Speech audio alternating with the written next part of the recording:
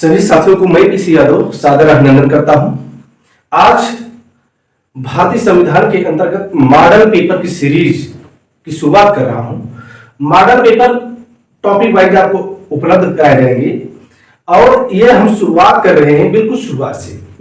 भारतीय संविधान का जो संवैधानिक विकास हुआ है, भारतीय संविधान का जो संवैधानिक विकास हुआ है वहां से हम शुरुआत करते हैं। तो आज हम यहां कुल 5 प्रश्न लाए हैं। कितने प्रश्न लाए हैं? 5 प्रश्न। लेकिन इन पांचों प्रश्नों में इस प्रकार से हम इसकी व्याख्या करेंगे कि आप 5 प्रश्न से कई प्रश्न बना लेंगे और उन 5 प्रश्नों में कई प्रश्न समाहित हैं। तो प्रश्नों की शुरुआत करते हैं। प्रश्न नंबर 1, निम्नलिखित में से किस अधिनियम में कलकत्ता में सर्वोच्च न्यायालय की स्थापना का प्रावधान किया गया था?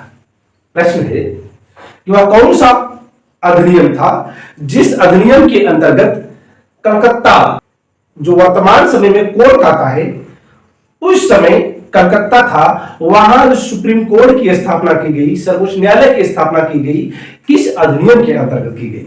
विकल्प नंबर ए रेगुलेटिंग एक्ट 1773, विकल्प नंबर बी पिट का भारत अधिनियम 1784, विकल्प नंबर सी चार्टर एक्ट 1813 और विकल्प नंबर डी चार्टर एक्ट 1835।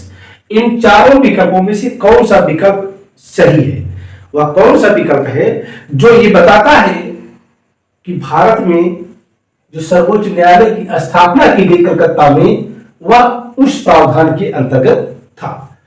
तो अगर हम रेगुलेटिंग एक्ट 1773 की बात करें, आपको ये मालूम है कि 1600 ईस्वी में ईस्ट इंडिया कंपनी की स्थापना होती है और एक अनुबंध के जरिए जो वहां की महारानी थी, ईस्ट इंडिया कंपनी को पूर्वी देशों के साथ व्यापार करने के लिए अनुमति देती है और वह ईस्ट इंडिया कंपनी भारत में आती है और भारत में व्यापार करते करते ईस्ट इंडिया कंपनी व्यापार करते करते प्लासी का युद्ध, बक्सर का युद्ध लड़ते हुए स्थिति यहां तक आ पहुंची कि अब भारत की जो शासन सत्ता है उस पर धीरे धीरे पकड़ ईस्ट इंडिया कंपनी की मजबूत होने लगी। तो जब ईस्ट इंडिया कंपनी की स्थिति मजबूत होने लगी तो उस समय जो उनके आका थे, जो उनके मालिक थे, ब्रिटिश साम्राज्य, वहां से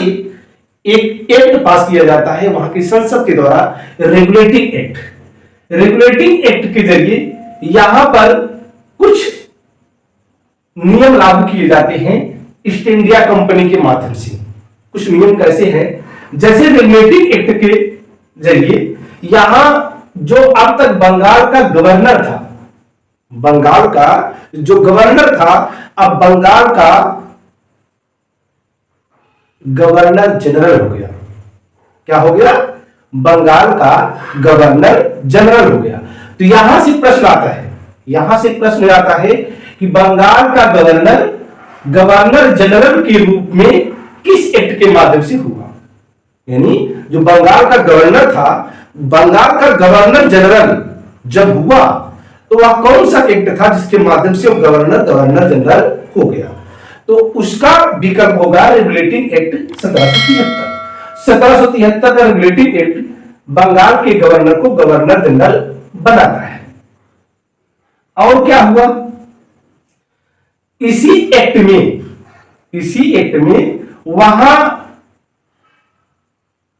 एक निदेशक मंडल की नियुक्ति की जाती है। किसकी? निदेशक मंडल की नियुक्ति की जाती है। यहां आपको हम स्मरण करा दें, जो रेगुलेटिंग एक्ट आया उस समय वहां के प्रधानमंत्री थे लॉर्ड नाथ। कौन थे? लॉर्ड नाथ। लॉर्ड नाथ की अनुशंसा पर एक कमेटी बनाई गई, सीक्रेट कमेटी, गुप्त समिति बनाई गई, जिसकी सिफारिश पर यह एक्ट आया था। तो इस एक्ट में निदेशक मंडल यानी कोर्ट ऑफ डायरेक्टर बनाया गया, जिसकी जिम्मेदारी थी कि भारतीय जो शासन है उसको कैसे संचालित किया जाए। एक निदेशक मंडल के माध्यम से ब्रिटिश सरकार ईस्ट इंडिया कंपनी के माध्यम से यहां की शासन सत्ता चलाने के लिए रेगुलेटिंग एक्ट को लाई। तो निदेशक मंडल की नियुक्ति रेगुलेटिंग एक्ट के माध्यम से की गई और इसी एक्ट में जो अब तक 3 प्रेसिडेंसियां थी, भारत में 3 प्रेसिडेंसियां थी, बंबई प्रेसिडेंसी, कोलकाता प्रेसिडेंसी और मद्रास प्रेसिडेंसी। इन तीनों प्रेसिडेंसियों को एक करके कोलकाता प्रेसिडेंसी के अंतर्गत समाहित कर दिया गया। यानी इसका मतलब यह है कि मुंबई प्रेसिडेंसी और मद्रास प्रेसिडेंसी को कलकत्ता वाली प्रेसिडेंसी में शामिल करते हुए यहां के गवर्नर, बंगाल के गवर्नर वारेन हेस्टिंग्स को बंगाल का गवर्नर जनरल बना दिया जाता है। तो आप समझे रेगुलेटिंग एक्ट में ये रहा बात। रेगुलेटिंग एक्ट में ही इस बात की भी व्यवस्था की गई कि इसके यहां जो गवर्नर होगा, जो गवर्नर जनरल होगा, इसकी सहायता के लिए 4 सदस्य भी होंगे। इसकी सहायता के लिए 4 सदस्य भी रखे गए और ये 4 सदस्य कौन कौन थे, यहां से प्रश्न आता है। वहां 4 विकल्प रहेगा, 3 सदस्यों के नाम रहेंगे, एक सदस्य ऐसा रहेगा जो उस सदस्यों की सूची में उसका नाम नहीं है। तो वहां से प्रश्न आएगा कि गवर्नर जनरल यानी रेगुलेटिंग एक्ट में गवर्नर जनरल की जो समिति बनाई गई थी उसके 4 सदस्यों की, उनमें से कौन सा सदस्य नहीं था। तो वो 4 सदस्य कौन थे? फिलिप फ्रांसिस, क्लेवरिंग, मानसन और बर्वेर। ये 4 सदस्य कौन थे? फिलिप फ्रांसिस, क्लेवरिंग, मानसन और बर्वेर। ये चारों सदस्य वारेन हेस्टिंग्स की सहायता के लिए रखे गए। अब इसी एक्ट में और क्या था जिसकी बात यहां इस प्रश्न में की गई है? सर्वोच्च न्यायालय की स्थापना भी रेगुलेटिंग एक्ट 1773 में की गई। रेगुलेटिंग एक्ट में सर्वोच्च न्यायालय की बात की गई और सर्वोच्च न्यायालय की स्थापना होती है 1774 में। होती है 1774 में। 1774 में माननीय सर्वोच्च न्यायालय की स्थापना होती है। सर्वोच्च न्यायालय में एक मुख्य न्यायाधीश और 3 अन्य न्यायाधीश बनाए जाते हैं। एक मुख्य न्यायाधीश और 3 अन्य न्यायाधीश बनाए जाते हैं। उसके जो मुख्य न्यायाधीश थे सर एलिजा इम्पे थे। कौन थे? सर एलिजा इम्पे थे। और इसके अलावा चैम्बर्स, लिमिस्टर और हाइड थे। चैम्बर्स, लिमिस्टर और हाइड थे। मुख्य न्यायाधीश कौन थे? सर एलिजा इम्पे थे और जो 3 अन्य न्यायाधीश थे चैम्बर्स, लिमिस्टर और हाइड थे। यहां से भी प्रश्न आता है कि सर्वोच्च न्यायालय के मुख्य न्यायाधीश कौन थे? यानी जो 1784 में स्थापित किया गया सर्वोच्च न्यायालय, उसके प्रथम मुख्य न्यायाधीश कौन थे? सर एलिजा इम्पे थे। और वो 3 न्यायाधीशों का भी नाम आप याद रखेंगे। तो इस प्रकार इस प्रश्न का जो सही उत्तर होगा विकल्प नंबर ए होगा। विकल्प नंबर ए। अब हम चर्चा इन तीनों विकल्पों भी कर लेते हैं जहां से प्रश्न पूछे जाते हैं। खासकर हम उन्हीं बिंदुओं पर प्रकाश डालेंगे। जैसे पिट का भारत अधिनियम, इसी को पिट्स इंडिया एक्ट भी कहा जाता है।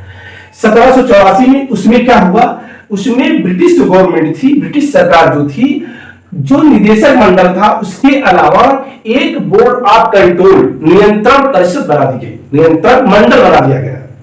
एक नियंत्रक मंडल यानी बोर्ड ऑफ कंट्रोल बना दिया गया। और क्या किया गया? ईस्ट इंडिया कंपनी के राजनीतिक कार्य और व्यापारिक कार्यों को बांट दिया गया। राजनीतिक कार्य और व्यापारिक जो कार्य थे उनको अलग अलग कर दिया गया और उसमें कहा गया कि राजनीतिक कार्य को आप छोड़ दीजिए और व्यापारिक कार्य को आप करिए। यहां आप ये समझ लें कि जो बोर्ड ऑफ कंट्रोल बनाया गया उस सम्राट के संपर्क में था और जो निदेशक मंडल था वह ईस्ट इंडिया कंपनी के अंतर्गत था। और यही नहीं, जो गवर्नर जनरल को 4 सदस्यीय टीम बनाई गई थी उनमें से एक सदस्य घटा दिया गया, उसकी संख्या 3 कर दी गई। तो पिट्स का इंडिया जो भारत अधिनियम है इसके साथ 1-2 और बिंदु है। जैसे इसी में पहली बार भारतीयों से कोई उपहार लेना या कोई भी गिफ्ट लेना, रिश्वत लेना रोक लगा दी गई। कोई भी ब्रिटिश अधिकारी या कर्मचारी भारतीयों से कोई गिफ्ट नहीं लेगा। अब बात करते हैं चार्टर एक्ट 1813 की। चार्टर एक्ट 1813 में दो महत्वपूर्ण प्रश्न हैं और जिसको पूछा जाता है आप उसको याद रखिए। पहला इसमें है चार्टर एक्ट 1813 में पहली बार भारत में धर्म ध्वजा पताका आई, यानी ईसाई मिशनरियों को भारत में प्रचार करने की अनुमति मिली। ईसाई मिशनरियों को 1813 के चार्टर एक्ट के माध्यम से यहां क्या किया गया, प्रचार करने की अनुमति मिली। किसको? ईसाई मिशनरियों को। ईसाई मिशनरी इनको जो है यहां प्रचार करने की अनुमति मिली कि आप भारत आए और यहां प्रचार करें और अपने धर्म की प्रकट करें। तो शुरुआत हो गई धर्म परिवर्तन की। और दूसरा जो महत्वपूर्ण बिंदु है 1813 का चार्टर एक्ट में पहली बार शिक्षा पर प्रतिवर्ष 1 लाख रुपया खर्च करने की बात की गई।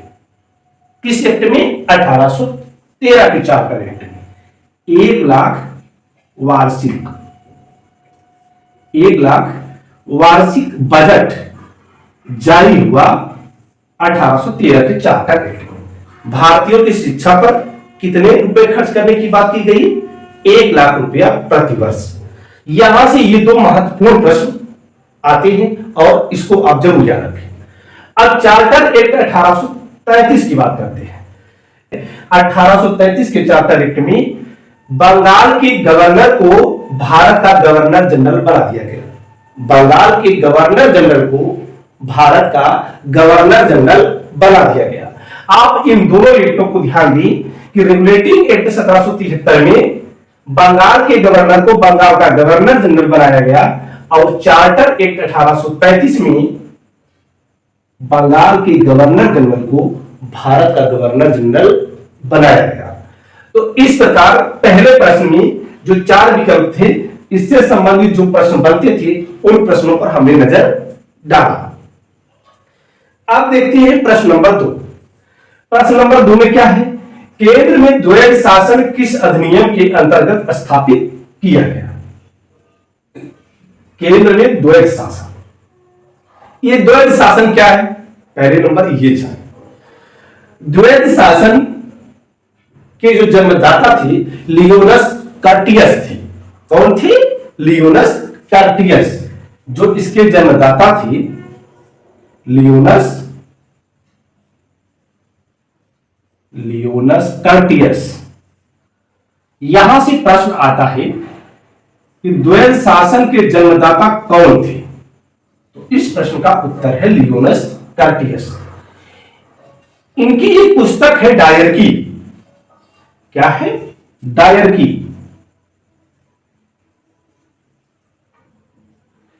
इनकी पुस्तक किसकी? लियोनस कर्टियस की। इनकी पुस्तक है डायरकी। डायरकी में इन्होंने द्वैध शासन के बारे में विस्तार से बताया है। अब समझ गए पहली बात कि द्वैध शासन के जन्मदाता लियोनस कर्टियस थे और इनकी पुस्तक डायरकी थी जिसमें इन्होंने इसका वर्णन किया है। अब हम बात करते हैं द्वैध शासन था क्या। द्वैध शासन उस प्रकार की शासन व्यवस्था थी जिसमें जो शक्तियां थी, जो पावर थी, वो उनका बंटवारा किया गया। उनका बंटवारा किया गया। बंटवारा कैसे किया गया? उसमें 2 पार्ट बनाए गए, एक हस्तांतरित विषय, एक आरक्षित विषय। एक हस्तांतरित विषय, एक आरक्षित विषय। जो आरक्षित विषय होता था वो गवर्नर जो होता था, संबंधित जो गवर्नर होता था, गवर्नर अपनी कार्यकारी जो परिषद होती थी उसकी सलाह के अनुसार कार्य करता था। किन विषयों पर? आरक्षित विषयों पर। और जो हस्तांतरित विषय थे, हस्तांतरित विषयों पर जो कानून बनाना पड़ता था, जो उनसे संबंधित शासन किया जाता था, जो वहां विधान परिषद अस्तित्व में होती थी, उससे जो सृजित मंत्रिमंडल होता था उसके सलाह के अनुसार गवर्नर कार्य करता था। इसको समझ लें, ये बहुत ही महत्वपूर्ण शब्द है द्वैध शासन। यहां जो विषय होते थे, जैसे आप के समय में देखें कि समसूची, राजसूची, समवर्ती सूची, 3 सूचियों में शक्तियों का विभाजन किया गया। तो उस समय 2 भागों में किया गया, एक हस्तांतरित विषय, एक आरक्षित विषय। आरक्षित विषय में गवर्नर अपने कार्यकारी पर्षद जो किसी के प्रति कोई उत्तरदायी नहीं होती थी उसकी सलाह के अनुसार कार्य करता था। अधिकांशतः केस में जो आरक्षित विषय होते थे वे बड़े महत्वपूर्ण होते थे, और जो हस्तांतरित विषय है जिसके प्रति मंत्रिमंडल उत्तरदायी है उसकी सलाह के अनुसार गवर्नर कार्य करता था। तो अब द्वैध शासन के बारे में आप समझ गए। अब यहां प्रश्न आता है कि केंद्र में द्वैध शासन। पहली बार ये याद जान लीजिए कि भारत में सर्वप्रथम द्वैध शासन अगर आया है तो प्रांतों में आया है, केंद्र में बाद में आया है। जो प्रांतों में द्वैध शासन आया वो भारत सरकार अधिनियम 1919 के अंतर्गत आया, ध्यान देना। और जो केंद्र में द्वैध शासन आता है वो भारत सरकार अधिनियम 1935 के अंतर्गत आता है। तो इस प्रकार इस प्रश्न का उत्तर है भारत सरकार अधिनियम 1935। अब यहां हम बारी बारी इन चारों अधिनियमों की चर्चा कर लेते हैं जिससे संबंधित प्रश्न आती है। पहला विकल्प है भारत सरकार अधिनियम 1909। यह 1909 का जो भारत सरकार अधिनियम है इसी को मार्ले मिंटो सुधार कहा जाता है। क्या कहा जाता है? मार्ले मिंटो सुधार कहा जाता है। कहने को तो सुधार था, नाम था मार्ले मिंटो सुधार, लेकिन इसमें सुधार के बजाय खेला ऐसा बिगाड़ा गया, इस प्रकार से बिगाड़ दिया गया जिसका परिणाम आज भी हमारे देश की जनता या हमारा देश भुगत रहा है। वो खेला क्या किया गया? उस समय हमारे भारत में लॉर्ड मिंटो, कौन? लॉर्ड मिंटो, ध्यान देना इतिहास में 2 मिंटो है, एक लॉर्ड मिंटो प्रथम है, एक लॉर्ड मिंटो द्वितीय है। तो ए मिंटो लॉर्ड द्वितीय है। प्रश्न यहां से फंसेगा क्या? वहां यह कह देगा कि भारत सरकार अधिनियम 1909 में या भारत सरकार अधिनियम 1909 के समय भारत में कौन सा गवर्नर जनरल था। तो वहां अगर आपके दिमाग में तो यह रहेगा कि मार्ले मिंटो सुधार को ही भारत सरकार अधिनियम 1909 कहा जाता है, लेकिन मिंटो कौन था? प्रथम था कि द्वितीय था? वहां विकल्प होगा प्रथम द्वितीय। तो वहां आप फंसे ना, इसकी पहले ये जान ले कि मार्ले मिंटो सुधार में जो मिंटो है वो मिंटो द्वितीय है। उसमें जो मार्ले था, मार्ले भारत सचिव था। कहा? ब्रिटिश में, यानी ब्रिटेन में भारत सचिव का एक पद बनाया गया था, भारत सचिव। और यहां जो गवर्नर जनरल था वहां मार्ले, यहां मिंटो। मार्ले मिंटो उस समय दोनों थे, इसीलिए इस अधिनियम को मार्ले मिंटो सुधार कहा जाता है। इस सुधार में किया क्या गया? आप सोचे सुधार क्या था? इस सुधार में सबसे जो खतरनाक कार्य किया गया, जहां से प्रश्न आता है, यहां जो सांप्रदायिक निर्वाचन प्रणाली थी उसको लाया गया। यानी यहां सांप्रदायिक आधार पर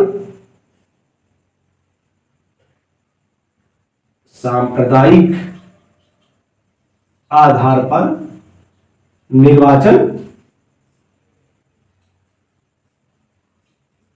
सांप्रदायिक आधार पर निर्वाचन। यहां मुसलमानों के लिए अलग से आरक्षित स्थान बना दिए गए कि उनका इलेक्शन जो होगा, जो उनका चुनाव होगा, वो मुस्लिम मतदाता करेंगे। जो जहर बोल दिया उस समय, कौन? लॉर्ड मिंटो द्वितीय और मार्ले, उसका परिणाम आज भी भुगत रहा है देश, आप समझ सकते हैं। तो यहीं से सांप्रदायिक आधार पर जो निर्वाचन की बुनियाद पड़ी, आप कहें मिंटो इसका जनक था। किसका? सांप्रदायिक आधार पे जो निर्वाचन होता है उसके आधार का जनक कौन था? मिंटो था। तो भारत सरकार अधिनियम से जो महत्वपूर्ण बात है, सांप्रदायिक आधार पर निर्वाचन किस अधिनियम के अंतर्गत स्थापित किया गया, तो वो भारत सरकार अधिनियम 1909 था, मार्ले मिंटो सुधार था।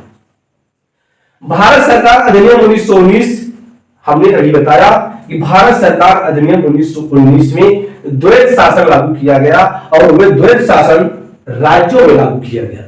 कहां लागू किया गया? राज्यों में लागू किया गया। और ध्यान ये देना है कि जब 1935 में द्वैत शासन केंद्र में लागू किया जाता है तो उस समय इस अधिनियम में जो राज्यों में द्वैत शासन था उसको निरस्त कर दिया गया। तो राज्यों का द्वैत शासन किस अधिनियम के अंतर्गत निरस्त किया गया? भारतीय सरकार अधिनियम 1935। यहां प्रश्न यह आता है राज्य का केंद्र का, तो वहां हम असमंजस में होते हैं। तो पहली बात जान लें कि 1935 के पहले 1919 का अधिनियम है। 1919 पहले राज्य में द्वैत शासन आता है और 1935 में केंद्र में आता है। और जब केंद्र में आता है तो राज्यों में द्वैत शासन समाप्त किया जाता है। एक तो रही बात द्वैत शासन भारत सरकार अधिनियम 1919 की और 1935 की। अगर यहां हम बात करें भारत सरकार अधिनियम 1947 की, भारत सरकार अधिनियम 1947 के माध्यम से ही हमारा देश क्या हुआ? आजाद हुआ। प्रश्न आएगा कि भारत को आजादी किस अधिनियम के तहत मिली? तो विकल्प होगा कैबिनेट मिशन, विकल्प होगा भारतीय शासन अधिनियम 1935, भारतीय शासन अधिनियम 1947, इनमें से कोई नहीं। तो वहां उसका उत्तर होगा भारतीय शासन अधिनियम 1947। इस अधिनियम के अंतर्गत भारत का विभाजन किया जाता है। भारत में लॉर्ड माउंटबेटन को गवर्नर जनरल के रूप में भेजा जाता है और माउंटबेटन प्लान बनता है। उसके तहत भारत और पाकिस्तान दो अलग अलग स्टेट बनते हैं, दो अलग अलग देश अस्तित्व में आते हैं। और गवर्नर जनरल उस समय भारत के प्रथम गवर्नर जनरल लॉर्ड माउंटबेटन बनते हैं और पाकिस्तान अपना अलग गवर्नर जनरल बनाती है। तो इस प्रकार आप समझें भारत सरकार अधिनियम में भारत को आजादी मिली।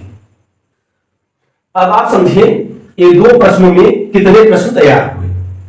ऐसे ही हम 5 प्रश्नों की सीरीज लाएंगे।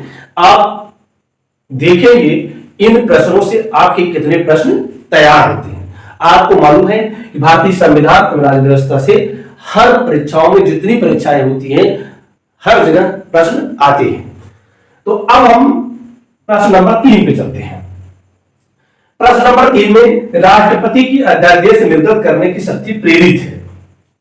राष्ट्रपति की अध्यादेश, जो राष्ट्रपति अध्यादेश जारी करता है, इससे संबंधित एक हमारा वीडियो डिस्क्रिप्शन बॉक्स में उसका लिंक है, आप उसको देखेंगे तो अध्यादेश से संबंधित जितने भी कोण हैं, अध्यादेश से संबंधित पूरा का पूरा मैंने उसमें ब्यौरा दिया है। वो अध्यादेश स्पेशल है, उसी का मैंने पोस्टमार्टम किया है, आप उसको जरूर देखें। अध्यादेश से संबंधित सभी समस्याएं उसमें सॉल्व हो जाएंगी। यहां इस प्रश्न का उत्तर क्या होगा कि राष्ट्रपति की अध्यादेश निर्गत करने की शक्ति प्रेरित है। किससे प्रेरित है? भारत सरकार अधिनियम 1919, भारत सरकार अधिनियम 1935, भारत सरकार अधिनियम 1909, भारत सरकार अधिनियम 1947। इस प्रश्न का उत्तर क्या? इस प्रश्न का उत्तर होगा भारत सरकार अधिनियम 1935। क्या होगा? भारत सरकार अधिनियम 1935। अभी हमने चर्चा की भारत सरकार अधिनियम 1919 की। भारत सरकार अधिनियम 1919 से संबंधित कुछ और तथ्य हैं जो आप जान लें। यह ऐसा अधिनियम था, भारत सरकार अधिनियम 1919, जिसमें पहली बार केंद्र में व्यवस्थापिका के 2 सदन बनाए गए, द्विसदनीय व्यवस्थापिका बनाई गई। किस अधिनियम के अंतर्गत? भारत सरकार अधिनियम 1919 के अंतर्गत। और क्या हुआ? यहां हमने बताया प्रांतों में द्वैत शासन लाया गया। किसके अंतर्गत? 1919 के अंतर्गत। और भारत सरकार अधिनियम में क्या किया गया 1919 में? इसमें केंद्र और राज्यों के बजट को अलग अलग किया गया। केंद्र और राज्यों के बजट को अलग अलग किया गया। और यहां एक कदम और आगे बढ़ती हुई, एक कदम और आगे बढ़ते हुए जहां आप समझिए कि 1919 में इसको मार्ले मिंटो सुधार कहा जाता है। इसको 1919 को मॉन्टेग्यू चेम्सफोर्ड सुधार कहा जाता है। क्या कहा जाता है? Montague Chelmsford. उस समय मॉन्टेग्यू भारत सचिव थे और चेम्सफोर्ड भारत में गवर्नर जनरल थे। तो कहने को मैंने बताया ये सुधार था, लेकिन इन्होंने क्या किया 1919 में, जो इन्होंने मुसलमानों के लिए अलग सांप्रदायिक आधार पर निर्वाचन प्रणाली इजाद की, उसी में एक कदम और आगे बढ़ते हुए ईसाइयों को, यूरोपियों को और जितने भी लोग थे उनको भी अलग अलग स्थान दिया गया। तो इस प्रकार जो खेला शुरू किया था मिंटो ने, उसको और आगे बढ़ाया जेम्स ओर्ड ने। भारत सरकार अधिनियम 1935, इसके बारे में तो मैंने बताया ही, फिर भी इसके बारे में ये जान ले, भारत सरकार अधिनियम 1935 के बारे में जो महत्वपूर्ण प्रश्न आता है कि भारत जब 15 अगस्त 1947 को आजाद होता है और 26 जनवरी 1950 को भारतीय संविधान पूरी तरह से लागू होता है, तो उस बीच में जो भारतीय शासन व्यवस्था चलाई गई वो किस एक्ट के माध्यम से चलाई गई, किस अधिनियम के माध्यम से चलाई गई? तो वो अधिनियम था भारतीय शासन अधिनियम 1935। 15 अगस्त 1947 से 26 जनवरी 1950 के बीच में जो शासन चलाया गया, वो शासन चलाया गया भारत सरकार अधिनियम 1935। और यहां क्या था? और यहां आप ये जाने, भारत सरकार अधिनियम 1935 में कोई प्रस्तावना नहीं थी, कोई प्रस्तावना नहीं थी, जैसा कि हमारे वर्तमान संविधान में प्रस्तावना है। भारत सरकार अधिनियम 1909, हमने बताया कि मार्ले मिंटो सुधार, इसमें जो है जो इन्होंने खेल खेला उस खेल से आप परिचित ही हो गए, फिर भी इनके बारे में कुछ तथ्य और जान लें। भारत सरकार अधिनियम 1909 जो था, ब्रिटिश गवर्नमेंट के द्वारा जितने भी एक्ट लाए गए, जितने भी अधिनियम बनाए गए, सबसे कम समय में अगर कोई एक्ट कार्य रूप में था, कार्यान्वित था, तो कोई एक्ट था 1909 का भारत सरकार अधिनियम। भारत सरकार अधिनियम 1947, इसके बारे में तो मैंने बताया कि भारत सरकार अधिनियम 1947 से हमारा देश आजाद हुआ, हमारा देश आजाद हुआ, पाकिस्तान भी आजाद हुआ और यहां से ब्रिटिश गवर्नमेंट का पलायन हो गया। प्रश्न नंबर 4, अखिल भारतीय महासंघ स्थापित करने का प्रावधान शामिल किया गया था। अखिल भारतीय महासंघ स्थापित करने का प्रावधान किस एक्ट में किया गया था? भारत सरकार अधिनियम 1935 में, अगस्त प्रस्ताव 1940 में, भारत सरकार अधिनियम 1919 में, कैबिनेट मिशन प्रस्ताव 1946 में। यहां जान लें कि कैबिनेट मिशन प्रस्ताव 1946 जो है, इसके अंतर्गत जो प्रश्न आता है, सबसे महत्वपूर्ण प्रश्न आता है कि संविधान सभा का जो निर्माण किया गया वो किस योजना पर किया गया, किस मिशन पर किया गया? तो वो कैबिनेट मिशन प्रस्ताव 1946 था।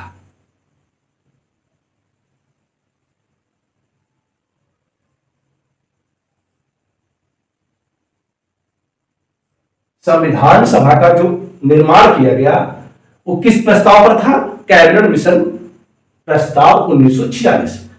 भारत सरकार अधिनियम 1919 में क्या भारतीय महासंघ स्थापित करने की बात की गई थी?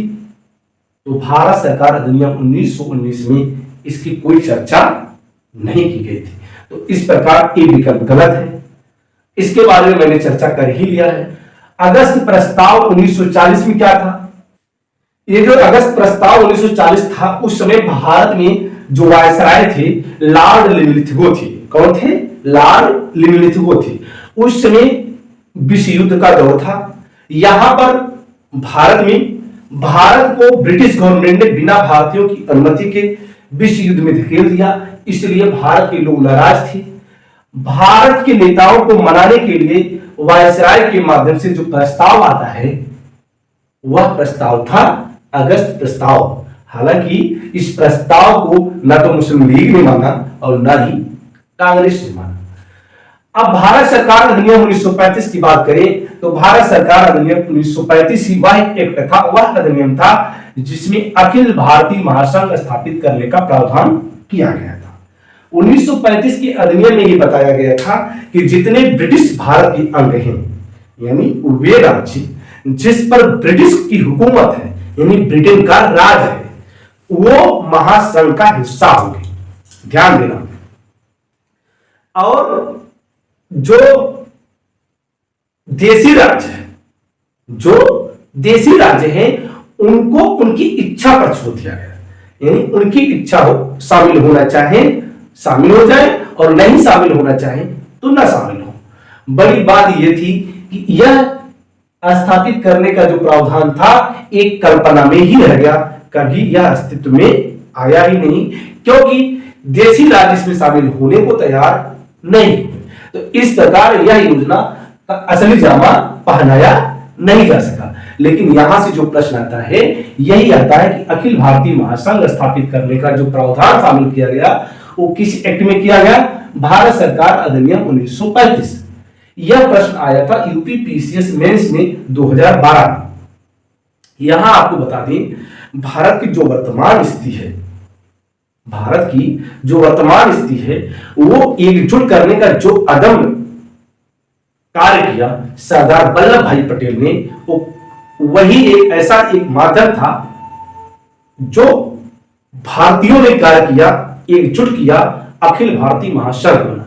लेकिन इसके पहले जो कार्य अंग्रेजों ने किया, चाहे वो देश के शोषण के लिए ही किए थे, हालांकि उनकी मंशा देश को अच्छा बनाने की नहीं थी, वो अपनी सुविधा के अनुसार उपभोग कर रहे थे। जाहिर सी बात है, आप ये जानते हैं कि कोई कितना भी बुरा कार्य करे, कोई ना कोई अच्छा कार्य हो ही जाता है। कहा नहीं गया है कि पानी कितना भी गंदा हो प्यास तो बुझा ही देता है। तो आप समझिए कि उन्होंने भारत को जो हड़पने का प्रयास किया, राज्यों को हड़पा बारी बारी।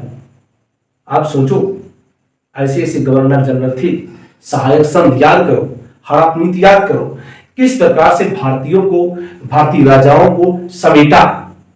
और अंत में जब जाता है 1857 की क्रांति होती है, उसमें बगावत होती है, उसके बाद वह मामला ठंडे बस्ते में जाता है।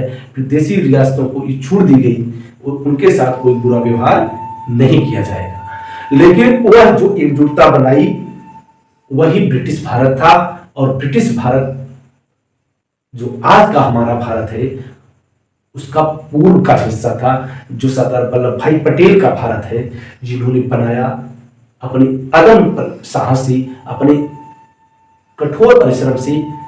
उसके पहले अंग्रेजों ने भी कुछ न कुछ प्रयास किया था। हालांकि मैं इनकी प्रशंसा नहीं कर सकता, क्योंकि इन्होंने भारत को जितना शोषण करना था उन्होंने भरपूर किया। अब आगे प्रश्न आते हैं 5वें प्रश्न पर। निम्नलिखित में से कौन कौन से कथन संविधान सभा के विषय में नहीं है? इस प्रश्न को अगर देखें तो इस प्रश्न में सारा खेल यहां है। नहीं, ये जो नहीं है ना, पहली बात ये दिखाई नहीं देता, पता नहीं क्यों। जब एग्जाम हाथ से बाहर आओ ना तो ये साफ साफ सबसे पहले यही दिखाई देता है। और जब एग्जाम हाल के अंदर रहो ये पता नहीं कहां छूट जाता है, ये दिखाई नहीं देता। पूरा प्रश्न दिखाई देता है पर ये कमबख्त दिखाई नहीं देता। क्यों नहीं दिखाई देता? बड़ी बात यह है कि अब आज के समय में जो पेपर आ रहे हैं उसके नीचे अंडरलाइन भी कर दिया जाता है, तब पर भी नहीं दिखाई देता। और इस प्रश्न का उत्तर पहली बात तो दिखाई नहीं देता, दूसरी बात दिखाई देता तो हम इसमें उलझ जाते हैं। उलझते क्या है पहले देखिए। निम्नलिखित में से कौन कौन से कथन संविधान सभा के विषय में नहीं है?